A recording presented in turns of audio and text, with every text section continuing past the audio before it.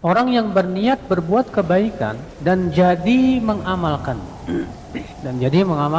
mengamalkannya. Maka orang yang seperti ini apa kata Rasulullah? Dia ditulis oleh Allah berapa Pak? 10 sampai berapa? 700 kali lipat, bahkan bisa lebih dari itu Pak. Dan ini memberikan kepada kita faidah Pak, bahwa ibadah yang dilakukan oleh seorang hamba itu pahalanya bisa berbeda-beda. Ada dua orang, dua-duanya sholat sunnah, tapi yang satu dikasih 10, yang satu dikasih 700. Mungkin tidak? Sangat mungkin.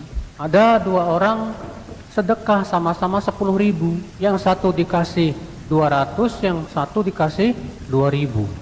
Mungkin tidak Pak? Sangat mungkin. Apa faktor yang bisa membedakannya Pak? Banyak faktor. Di antaranya keikhlasan. Yang satu ikhlasnya full 100% karena Allah. Yang satu ikhlasnya 80%. Akhirnya mengurangi apa? Pahala. Faktor yang kedua yang bisa mempengaruhi apa lagi Pak? Kesesuaiannya dengan sunnah Rasulullah Sallallahu Alaihi Wasallam. Karena amal ibadah itu Pak, semakin sesuai dengan tuntunan Rasul, semakin besar pahalanya di sisi Allah. Semakin kurang sesuai dengan tuntunan Rasul, maka semakin sedikit pahalanya di sisi Allah Subhanahu wa taala. Makanya ya, sedikitnya amal tapi sesuai dengan tuntunan Rasul lebih baik daripada banyaknya amal tapi tidak sesuai dengan apa? Tuntunan Rasulullah sallallahu alaihi wasallam. Ikhwatul Islam, saudaraku seiman. Faktor apa lagi Pak yang menyebabkan pahalanya bisa kok beda gitu loh. Ada dua orang sholat kok pahalanya beda. Yaitu pengaruh ibadah tersebut ke hatinya.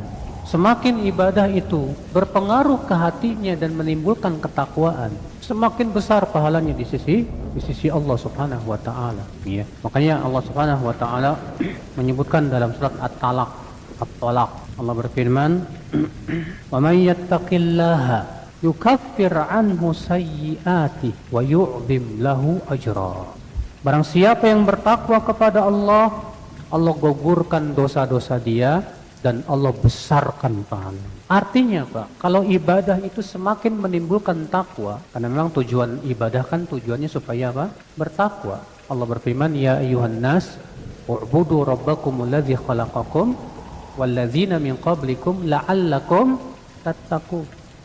Wahai manusia, beribadahlah kalian kepada Rabb kalian yang telah menciptakan kalian dan menciptakan orang-orang sebelum kalian agar kalian bertakwa. Ternyata tujuan ibadah untuk apa? Takwa. Nah, ternyata yang satu beribadah tapi kurang menimbulkan takwa di hatinya. Yang satu beribadah dengan penuh kekhusyuan dan sangat berpengaruh di hatinya sehingga menimbulkan ketakwaan di hati dia. Maka yang ini yang kedua ini lebih besar pahalanya di sisi Allah Subhanahu wa taala.